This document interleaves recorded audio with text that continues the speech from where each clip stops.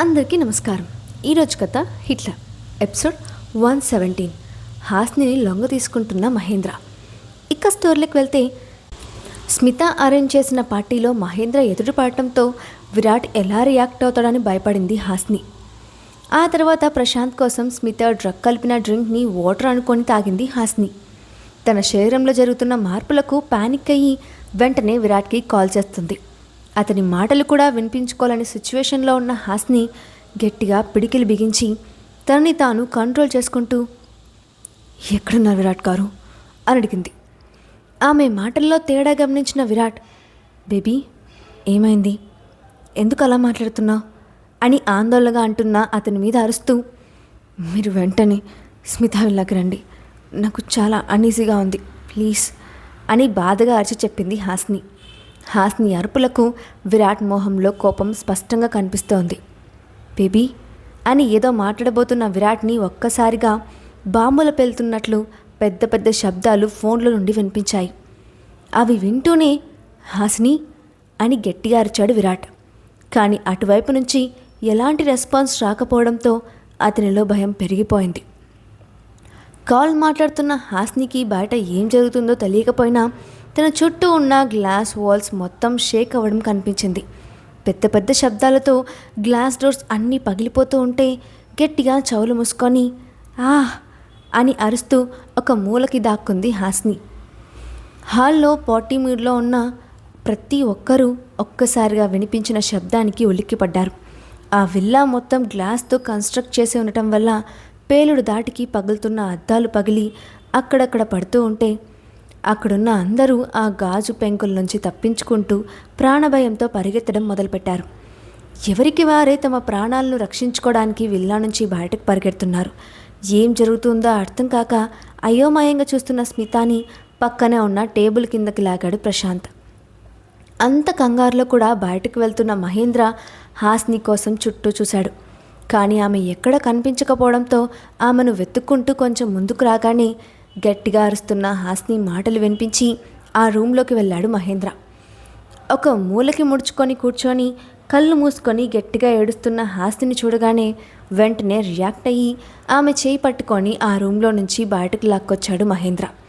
మహేంద్ర హాస్నిని బయటకు లాక్కొచ్చిన next second ఆ room చుట్టూ ఉన్న అద్దాలన్నీ పగిలి ఫోర్స్గా గాజు ముక్కలన్నీ చెల్లాచెదురుగా పడ్డాయి.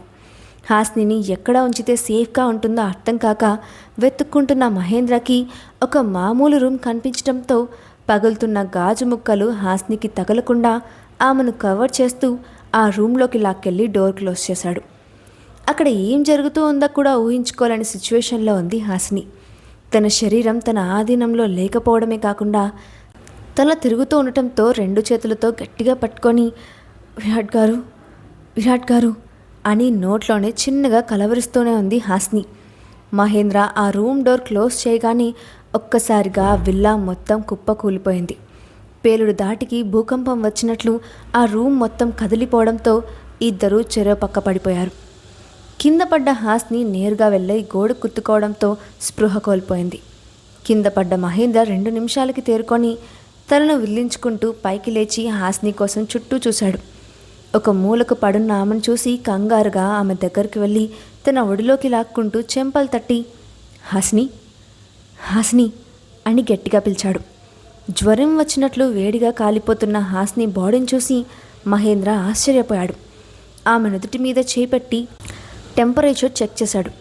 బాడీ హీట్గా ఒళ్ళంతా చెమటలతో నిండిపోయి ఉండటం చూసి సంథింగ్ ఈజ్ రాంగ్ అని అనుకున్నాడు మహేంద్ర.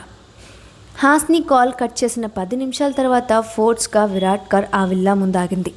కుప్ప కూలిపోయిన విల్లాను చూడగానే అతని గుండె ఆగిపోయినట్లు అనిపించింది. హాస్ని కోసం చుట్టూ చూశాడు. కానీ అక్కడ ఎక్కడ ఆమె కనిపించకపోవడంతో కంగారుగా లోపలికి వెళ్ళి అక్కడున్న టేబుల్స్, కుర్చీలు, గాజు పెక్కులు అన్నీ తన చేతులతో లాగేయడం మొదలుపెట్టాడు. ఆ శిథిలాల కింద ఎక్కడైనా హాస్ని ఉందేమోనని భయపడుతూ హాస్ని అని గట్టిగా అరుస్తూ చుట్టూ చూస్తున్నాడు విరాట్. హాస్నికి ఏమైందో అన్న భయంతో ఈ లోకంలో లేకుండా పిచ్చివాళ్ల ప్రవర్తిస్తున్న విరాట్ని చూడగానే దాస్ చాలా భయపడ్డాడు. వెంటనే పోలీసులకి, అంబులెన్స్కి కాల్ చేశాడు. అతను అరుస్తూ వెతకడం చూసిన బాడీగార్డ్స్ కూడా చుట్టూ శిథిలాలను తొలగించే పనిలో పడ్డారు. కొద్దిసేపటి తర్వాత లోపల నుంచి చిన్నగా అన్నిటినీ తప్పించుకుంటూ బయటకు వచ్చారు ప్రశాంత్, స్మిత. వాళ్ళతో పాటు హాస్ని బయటకు రాకపోవడంతో చూసిన విరాట్ ఫాస్ట్గా వాళ్ళ దగ్గరకు వెళ్ళి ప్రశాంత్ కాలర్ పట్టుకొని హాస్ని ఎక్కడుంది అని కోపంగా అడిగాడు. విరాట్ మండుతున్న కన్నీళ్ళని, అతని ముఖంలో కోపాన్ని చూసిన ప్రశాంత్ చాలా భయపడ్డాడు.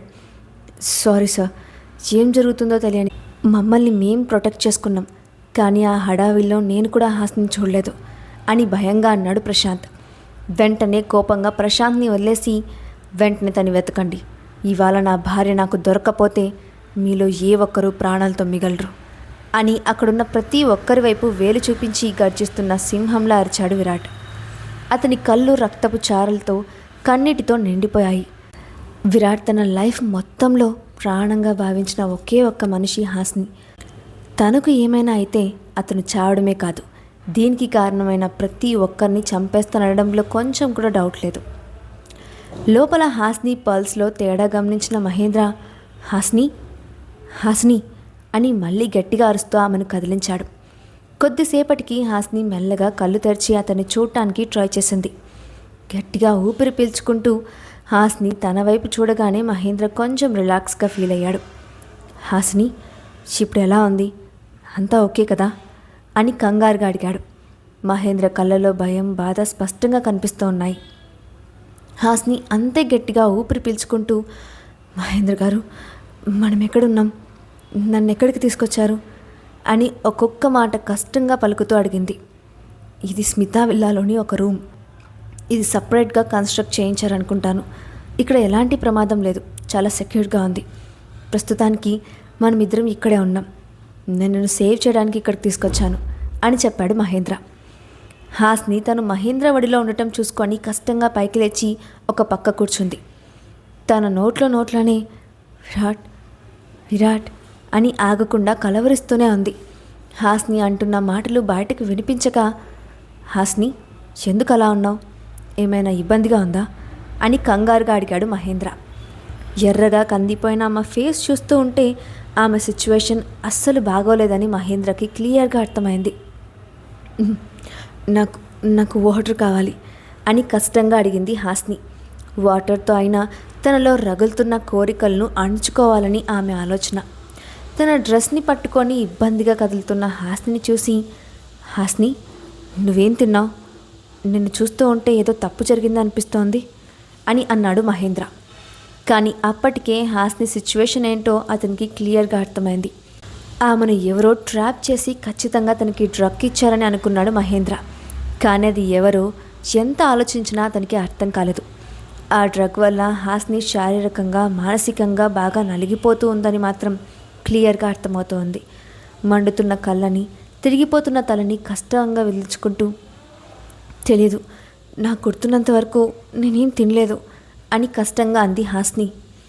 ఏమీ తినకుండా తాగకుండా హాస్ని ఇలా ఎందుకు అయింది అని అనుకొని, నువ్వు డ్రింక్ చేసావు కదా అని అనుమానంగా అడిగాడు మహేంద్ర. మహేంద్ర క్వశ్చన్కి ఒక్కసారిగా ఉలిక్కిపడి, నేనా, నేను డ్రింక్ చేయడం ఏంటి అని తనలో తానే అనుకుంది హాస్ని. హాస్ని, ఇటు చూడు, ఒకసారి నా వైపు చూడు, నేను కనిపిస్తున్నానా, నేనెవరో నీకు తెలుస్తోందా అని అడిగాడు మహేంద్ర. కష్టంగా మూసుకుపోతున్న కళ్ళను తెరుస్తూ తన ఎదురుగా ఉన్న మనిషి వైపు చూడాలనుకున్న కళ్ళ ముందు అంతా బ్లర్గా కనిపించడంతో కేవలం గొంతు మాత్రమే గుర్తుపట్టి, మహేంద్ర గారు అని కష్టంగా చెప్పింది హాస్ని. క్షణక్షణానికి చాలా దారుణంగా మారుతున్న తన సిచ్యువేషన్కి, తనలో రగులుతున్న తాపానికి ఏం చేయాలో అర్థం కాక తన పిడికిల నిండా డ్రెస్ పట్టుకొని బలంగా తన తలని గోడకేసి కొట్టుకోవడం మొదలుపెట్టింది హాస్ని. ఆమెను చూస్తున్న మహేంద్ర చాలా బాధపడ్డాడు. తన వెనకాల అమాయకత్వంగా తిరుగుతున్న హాస్ని ఫేస్ గుర్తొస్తుంటే ఆమెను మిస్ చేసుకున్న తనపై తనకే కోపం వస్తోంది.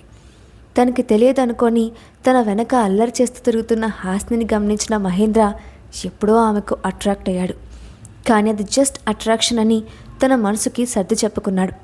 కానీ ఊహించని విధంగా విరాట్తో హాస్ని పెళ్ళవగానే తనొక యువరాణిని కోల్పోయానని లేటుగా రియలైజ్ అయ్యాడు మహేంద్ర. కానీ అప్పటికే జరగాల్సిన నష్టం జరిగిపోయింది. హాస్నిని మిస్ చేసుకున్న మహేంద్రకి ఒక్కొక్కసారి తనపై తనకే చాలా కోపం ఉంటుంది. ఫీలింగ్ అణుచుకోవడానికి ఇబ్బంది పడుతున్న హాస్ని తన డ్రెస్ చెదిరిపోవడం కూడా గమనించుకోలేని సిచ్యువేషన్లో ఉంది. హాస్ని ఎదభాగం సగం ఎక్స్పోజ్ అయ్యేలా తన డ్రెస్ చెదిరిపోవడంతో అది చూసిన మహేంద్ర చిన్నగా గుటకలు మింగాడు. హాస్ని పట్ల అతనికున్న అట్రాక్షన్కి ఆమె ఉన్న సిచ్యువేషన్ ఇంకాస్త రెచ్చగొట్టినట్టయింది.